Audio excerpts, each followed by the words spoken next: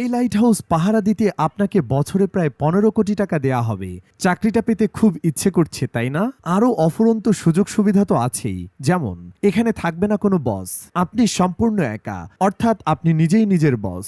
নিজের ইচ্ছে মতো ঘুমাতে পারবেন, মাছ ধরতে পারবেন, যা মন চায় তাই করতে পারবেন। আপনার কাজ থাকবে শুধুমাত্র দেখা যে এই লাইট হাউসের বাতিটা ঠিকঠাক ভাবে জ্বলছে কিনা। কখনো বন্ধ হয়ে গেলে আবার অন করে দিবেন।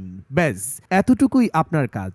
আপনাকে আর কিছুই করতে হবে না। সারাদিন শুধু পায়ের উপরে পা তুলে ঘুমিয়ে থাকবেন। কিন্তু মজার ব্যাপার হলো, এত সুযোগ সুবিধা থাকার পরেও এটা পৃথিবীর সবচাইতে ভয়ঙ্করতম একটা কাজ। কারণ এই লাইট হাউস ঠিক একদম সমুদ্রের মাঝেই স্থাপন করা হয়। এখানে থাকা অবস্থায় আপনি কারোর সাথেই যোগাযোগ করতে পারবেন না। একাকিত্ব আপনাকে সবসময় ঘিরে থাকবে। আরো ভয়ঙ্কর ব্যাপার হলো, প্রায় সব সময় এখানে বেশ বড় বড় ঝড় হয়। সেই সব ঝড়ের তাণ্ডব এতটাই ভয়ঙ্কর হয় যে মাঝে মাঝে সমুদ্রের পানি এসে টাওয়ারের উপরে উপচে পড়ে। এমনকি এই কাজে মৃত্যু পর্যন্ত হতে পারে। আরো কি কি মহা বিপদ এখানে ওত পেতে থাকে তা একটু পরেই জানতে পারবেন। এখন হয়তো এসব দেখে আপনার মাথায় প্রশ্ন আসতে পারে যে এই লাইট হাউস সমুদ্রের মাঝেই কেন তৈরি করা হয়েছে, এর কাজই বা কি, আর কেনই বা এই লাইট হাউসের উপরে সবসময় নজর রাখতে হয়, কেন এর লাইট কখনো বন্ধ করা যায় না। রহস্যময় এই লাইট হাউসের আদ্যপান্ত জানতে হলে আমাদের কয়েক বছর পেছনে ফিরে যেতে হবে। তখন যাতায়াতের জন্য ছিল না কোনো গাড়ি, না ছিল কোনো যানবাহন বা আকাশপথ। তাই বিশাল লম্বা পথ পাড়ি দেওয়ার জন্য একমাত্র উপায় ছিল পানিপথ। সেই সময় কামপ্রেট মারিয়াস নামের একজন অসাধারণ নাবিক ছিলেন। তিনি অনেক প্রতিকূল অবস্থাতেও সমুদ্র পাড়ি দিতে পারার জন্য বেশ বিখ্যাত ছিলেন। তো একবার তিনি সমুদ্রের মাঝে ঘুটঘুটে অন্ধকারে একটা জায়গা পাড়ি দিচ্ছিলেন। ঠিক তখনই সমুদ্রের নিচে থাকা কিছু পাথরের সাথে তার জাহাজের ধাক্কা লাগে। সেই সময় জাহাজগুলো তৈরি করা হতো কাঠ দিয়ে, যার কারণে জাহাজের নিচের অংশ খুব সহজেই ফাটল ধরে যায় আর পানি ঢুকে বেশ ক্ষয়ক্ষতিরও শিকার হয় জাহাজটি। এই দুর্ঘটনার পর ক্যাপ্টেন মারিয়াস এর সমাধান খুঁজতে থাকেন। তিনি এমন কিছু তৈরি করতে চাচ্ছিলেন যেন এই ধরনের সমস্যা থেকে বাঁচানোর জন্য আগে থেকেই জাহাজের নাবিকদের সাবধান করতে পারবে। কিন্তু এখানে মহা দুশ্চিন্তার কারণ হয়ে দাঁড়ায় প্রশান্ত মহাসাগরের বিশালতা। কারণ প্রশান্ত মহাসাগর এতটাই বড় আর বিশাল যে যদি 7টা মহাদেশের সমস্ত ভূমি একত্রিতও করা হয়, তবুও প্রশান্ত মহাসাগরের আয়তনই বেশি থাকবে।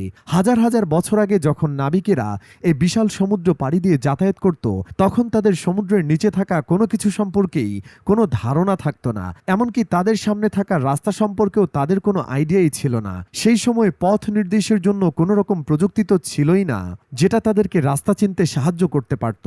মূলত সেই সময় নাবিকদের সমুদ্র পাড়ি দেওয়ার জন্য সূর্যের দিকে কিংবা চাঁদ তারার উপরে নির্ভর করতে হতো।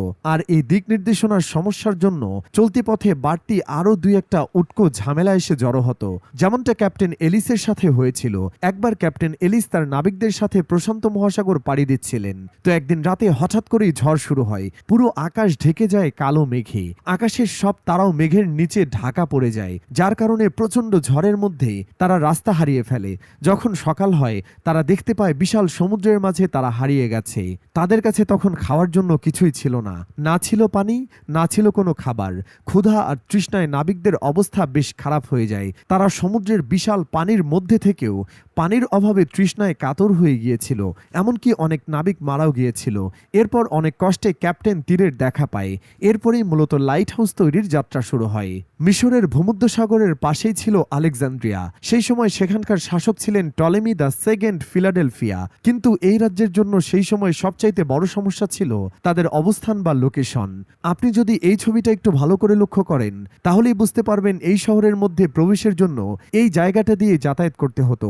আর এই জায়গাটার আশপাশে অনেক বড় বড় পাথর ছিল, যার ফলে এই শহরে বাণিজ্য করতে আসা জাহাজগুলো যখন এই রাস্তা দিয়ে পার হতো তখন খুব সহজেই পাথরগুলোর সাথে জাহাজগুলোর ধাক্কা লাগতো। আর এর ফলে কখনো কখনো এসব জাহাজগুলো ডুবে যেত কিংবা বড় ধরনের কোনো ক্ষয়ক্ষতির সম্মুখীন হতো। তাই দিন দিন এই রাজ্যে বাণিজ্যিক জাহাজ কমে যাওয়ার কারণে অর্থনৈতিক দিক দিয়ে বেশ পিছিয়ে পড়তে থাকে। টলেমি তখন তার রাজ্যকে রক্ষা করার জন্য সেই সময়ের সবচাইতে বিখ্যাত আর্কিটেক্ট সস্ট্রাটাস অফ সিডিনাসের কাছে ছুটে যান, তার কাছে এই সমস্যা থেকে মুক্তির জন্য প্রার্থনা করেন। দুইজন মিলে তখন একটি আইডিয়া বের করেন। পানির উপরে তারা এমন এক দুর্গ গড়ে তুলবেন যার উপরে থাকা আলোকরশ্মি সমুদ্রে থাকা জাহাজগুলোকে গাইড করবে, সেই সাথে এটা পানির নিচে থাকা পাথরের ব্যাপারেও আগে থেকেই সাবধান করতে থাকবে। সেই পরিকল্পনা অনুযায়ী সস্ট্রাটাস কাজ শুরু করে দেয়, কিন্তু তখনও তিনি ভাবতে পারেননি যে তিনি যা করতে চলেছেন সেটা একসময় পুরো পৃথিবীতে অন্যতম একটি সৃষ্টি হয়ে উঠবে, যা পুরো পৃথিবীতে আলেকজান্দ্রিয়ার বাতিঘর নামে পরিচিত হয়ে উঠবে। আলেকজান্দ্রিয়ার সেই বাতিঘরের উচ্চতা ছিল ৩৮৪ ফুট। এটা পুরোটাই বানানো হয়েছিল সাদা মার্বেল পাথর দিয়ে। এই লাইট হাউসের মাথার উপরে সেই সময় প্রতিনিয়ত আগুন জ্বলতে থাকতো, যার জন্য সবসময় এখানে তেল আর কাঠের যোগান দিতে হতো।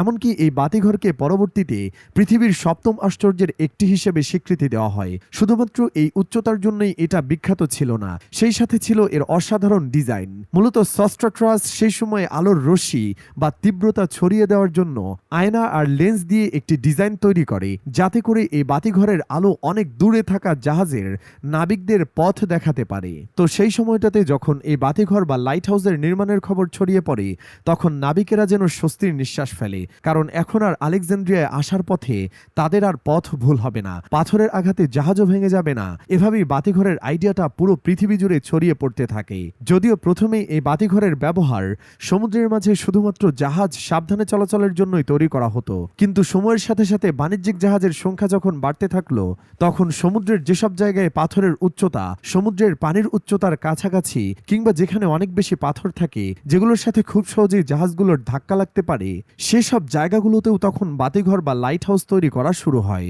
যদিও প্রথম দিকে লাইট হাউসে সবসময় আগুন জ্বালানো হতো, কিন্তু এটা ঠিক ততটাও ভালো আইডিয়া ছিল না, কারণ এর জন্য সবসময় কয়লা বা জ্বালানি কাঠের যোগান রাখতে হতো। তখন অবশ্য এটা ছাড়া আর কোনো উপায়ও ছিল না। এরপর মোমবাতি কিংবা ল্যাম্পেরও ব্যবহার করা হয়েছিল, কিন্তু আগুনের আলোর রশ্মি তো আর খুব বেশি দূরে যেতে পারত না। ঠিক তখনই আবিষ্কার হয় বৈদ্যুতিক বাল্বের। লাইট হাউসগুলোতেও আগুনের পরিবর্তে বৈদ্যুতিক বাল্ব ব্যবহার শুরু হয়, কিন্তু তারপরেও এই আলো খুব বেশি দূর যেতে পারত না। এর কারণ হলো লেন্সগুলোকে বাল্বের পেছনে লাগানো হতো। তখন সেই সময়ের বিজ্ঞানীরা আবিষ্কার করেন, যদি লেন্সকে সামনে বসানো হয় তাহলে আলো আরো বেশি দূর পর্যন্ত পৌঁছতে পারবে, কিন্তু সেই লেন্সগুলোতেও বেশ সমস্যা ছিল, কারণ তখনকার লেন্সগুলো ছিল খুবই মোটা। আর ঠিক তখনই ফ্রান্সের একজন বিজ্ঞানী ফ্রেসনেল তার বিশেষ এক ধরনের লেন্স আবিষ্কার করেন। তার বানানো এই বিশেষ লেন্সের মধ্য দিয়ে আসা সমস্ত আলো সরাসরি গিয়ে একটি পয়েন্টে মিলিত হতো, যার ফলে আলো খুব সহজেই নির্দিষ্ট একটা পয়েন্টে অনেক দূর পর্যন্ত পাঠানো যেত। বর্তমান সময়ে প্রায় সব লাইট হাউসেই ফ্রেসনেলের সেই লেন্স ব্যবহার করা হয়। লেন্সের এই আবিষ্কার লাইট হাউসকে এক নতুন রূপ দিয়েছিল, যে কারণে এখনও সমুদ্রের বুকে জাহাজগুলো নিরাপদে যাতায়াত করতে পারে। কি লাইট হাউসের ভয়ঙ্কর এই দিকগুলো জানার পরে আপনার বুকের ধুকধুকানি আরো বেড়ে গিয়েছে? হ্যাঁ, আর এজন্যই কোনো স্বাভাবিক মানুষকে এত পারিশ্রমিক দেওয়ার পরেও নির্জন এই লাইট হাউসে থাকতে চায় না, কারণ কেউ কখনোই নিজেকে এই ভয়ঙ্কর এবং নির্জনতার মাঝে হারাতে চায় না।